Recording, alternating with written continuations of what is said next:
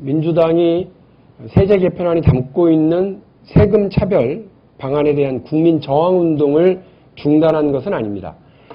서명 운동과 길거리 보고대회는 정부의 수정안을 보고 지속 여부를 판단할 것입니다.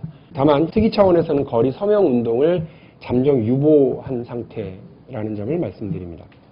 청와대와 새누리당은 어제 하루 종일 세제 개편 관련 서명 운동을 중단하라고 했습니다. 그만큼 민주당이 국민과 직접 만나는 것을 두려워하고 있다는 방증입니다. 세금 문제가 국회에서 논의하고 결정하는 것은 당연하지만 그렇다고 국민 모르게 하는 것은 아니지 않습니까? 당연히 국민들과 직접 만나고 소통하면서 이 문제를 다루어 나갈 것입니다. 뒤집어 보면 민주당의 세제 개편안에 대한 즉각적인 문제 제기와 명확한 지적이 없었다면 대통령의 원점 재검토 입장선회를 끌어낼 수 있었겠습니까?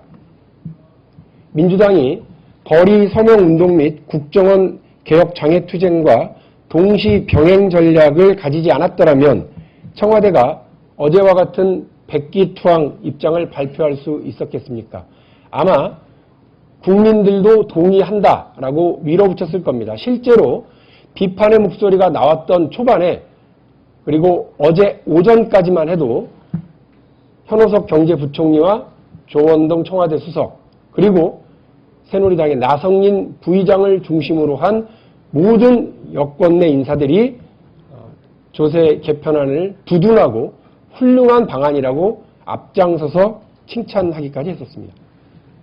대통령의 입만 바라보는 여권 내부의 분위기도 우습지만 야당의 즉각적인 반박과 국민들과 함께하는 투쟁이 없었다면 어제의 입장선에는 결코 없었을 것이라는 것이 분명합니다.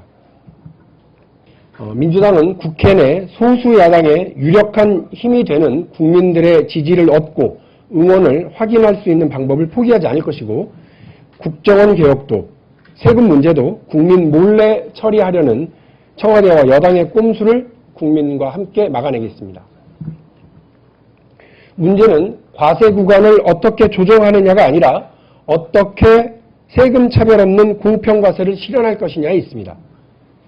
오늘 정부가 새누리당에 보고할 예정인 수정안을 보고 민주당도 대응 전략을 정리해 나가겠습니다. 경제팀 문책과 관련해서 말씀드리겠습니다. 제가 어제 이런 말씀을 드렸습니다. 지금 벌어지고 있는 세제 개편 사태는 정책 없는 청와대, 생각 없는 내각, 영혼 없는 새누리당이 합작해 만들어낸 최악의 정책 혼란 사태라고 말씀드릴 수 있습니다. 따라서 이번 사태의 핵심인 현호석 경제부총리, 조원동 청와대 경제수석의 경질은 불가피한 정도가 아니라 반드시 필요한 일입니다. 이런 합작품을 만들어낸 새누리당 최경환 원내대표와 나성인 정책위 부의장의 경우는 새누리당이 알아서 할 문제라고 생각합니다. 물론 현호석 부총리와 조원동 청와대 경제수석은 좀 억울할 수 있겠습니다. 대통령에게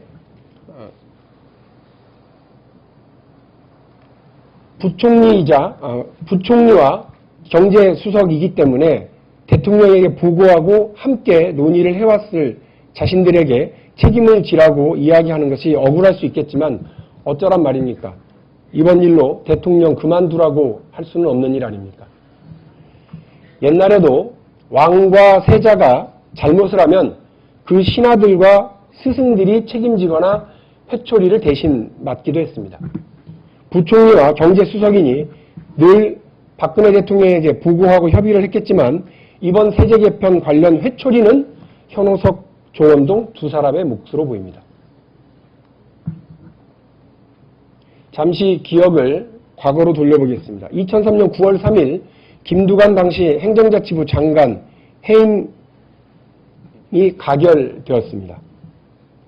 그 당시 한나라당이라는 이름의 새누리당이 주장했던 건 국기문란 사태 방치와 정치적 중립성 훼손이라는 내용이었습니다. 핵심의 사건은 뭐였느냐? 한 청년 학생들이 미군 훈련장을 점거하고 시위했다는 이유로 출범 6개월밖에 되지 않은 정권의 장관을 다수의 힘으로 몰아붙여서 해임시켰었습니다. 결국 학생들의 시위를 가지고 장관 해임안을 가결시켰던 겁니다. 당시 김두관 장관의 해임 사유와 지금 어마어마한 혼란을 빚었던 세제 개편안 문제를 비교해 보면 세제 개편안 사태가 훨씬 더 무거운 일입니다. 지금 현호석 부총리와 조원동 수석은 세금 차별, 세제 개편안으로 국민 갈등을 유발하고 푼돈론, 거위털론 등으로 국민 분노를 촉발시켰으며 대통령의 임기 초반 국정 운영을 엉망으로 만든 죄가 너무나 큽니다. 회초리를 피할 수 없을 겁니다. 김두관 장관 해임 때 했었던 일에 비추어 아무 일 없었다는 듯이 넘어갈 수 없는 만큼 박근혜 대통령이 알아서 경제팀의 국정무능 정책 혼란 책임을 분명히 묻기 바랍니다. 새누리당에게도 한 말씀 드려야 될 것 같습니다. 새누리당은 청와대가 뭘 해도 늘 환영하는 청와대 거수기입니까? 세제 개편안 원안을 발표할 때도 환영, 오늘 수정안을 발표한다니까 또 환영. 이렇게 영혼 없는 정당으로 여당 역할 제대로 하신다고 생각하십니까? 현호석과 조원동 두 사람의 회초리는 대통령이 알아서 하시겠지만 최경환, 나성인 두 사람에 대한 회초리는 황우려 대표께서 좀 들으셔야 되는 거 아니겠습니까? 언제까지 영혼 없는 청와대 거수기 정당 여당 대표 역할만 하시겠습니까? 황우려 대표께서 보다 분명한 리더십을 세워주시기 바랍니다. 이번 세제 개편안의 가장 큰 문제는 세금 차별입니다.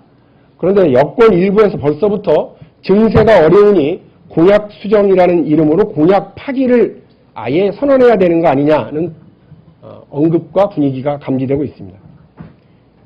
민주당은 우선 부자 감세의 원상 회복과 공평과세 실현, 세출구조의 혁신이라는 노력을 선행한 후 복지 제한 확충을 위한 증세에 대해 국민들과 협의해야 된다는 입장입니다. 그런데 엉뚱하게 공약 수정을 이야기하고 공약 파기를 시도해서는 안 될 것입니다. 분명히 말씀드리지만 박근혜 대통령은 복지 공약을 앞세워 당선됐습니다. 자신이 더 잘할 수 있다고 주장했고 그 약속은 누구보다 철저히 지키겠다고 또 약속했습니다. 그런데 이미 기초노령연금 공약 파기부터 숱한 복지 공약을 뒤집고 있는데 이번 세제 개편 사태와 관련해서는 아예 이 김에 공약을 다 수정하겠다는 시대에 거꾸로 가는 방침을 세우려 해서는 안 될 것입니다. 국민들은 세종시 수정안 반대에 앞장섰던 박근혜 대통령을 기억하고 있습니다. 대통령이 약속을 어기고 세종시 수정안을 제출했을 때 세종시 수정안 반대에 앞장섰던 박근혜 대통령에 대해서 신뢰라고 하는 단어를 갖게 되었다는 점 모두가 다 기억하고 있습니다. 세종시 수정안 반대에 앞장섰던 박근혜 대통령이 대선 공약 뒤집기라는 신세종시 수정안의 주인공이 되어서는 안 될 것입니다. 국민들은 복지 확충을 위한 증세에 찬성하고 있습니다. 다만 세금 차별 없는 공평과세가 우선되어야 한다고 믿는 것이고 그것은 당연한 국민들의 권리입니다.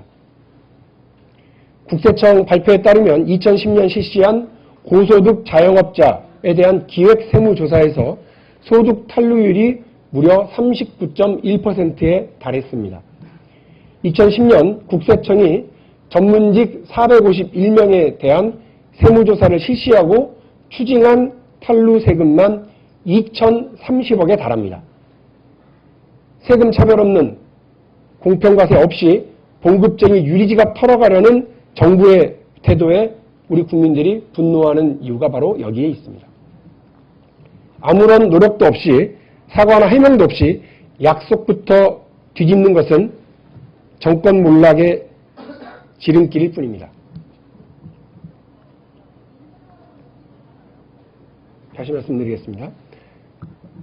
아무런 노력도 사과나 해명도 없이 약속부터 뒤집는 신세종시 수정안의 주인공이 되는 것은 정권 몰락의 지름길로 접어드는 것뿐입니다.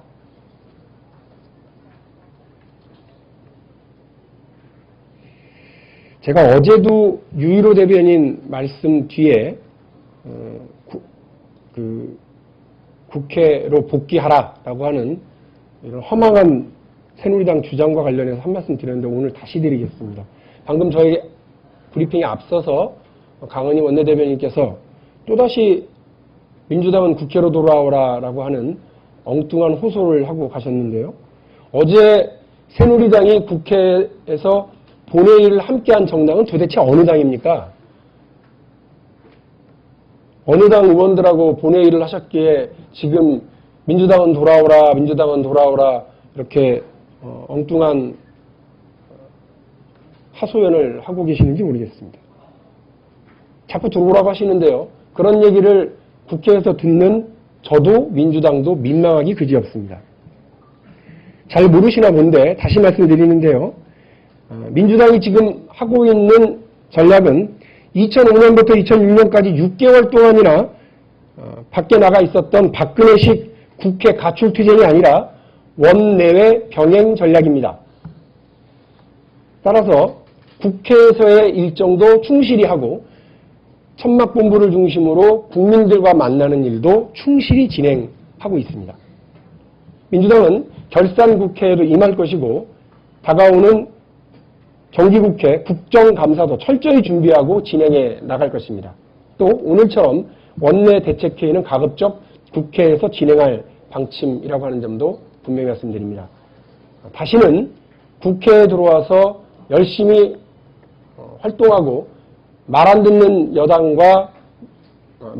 여당에 대해서 민심을 전달하고 협의해 나가는 민주당에 대해서 국회로 돌아오라는 듣기 민망한 하소연이 없었으면 좋겠습니다.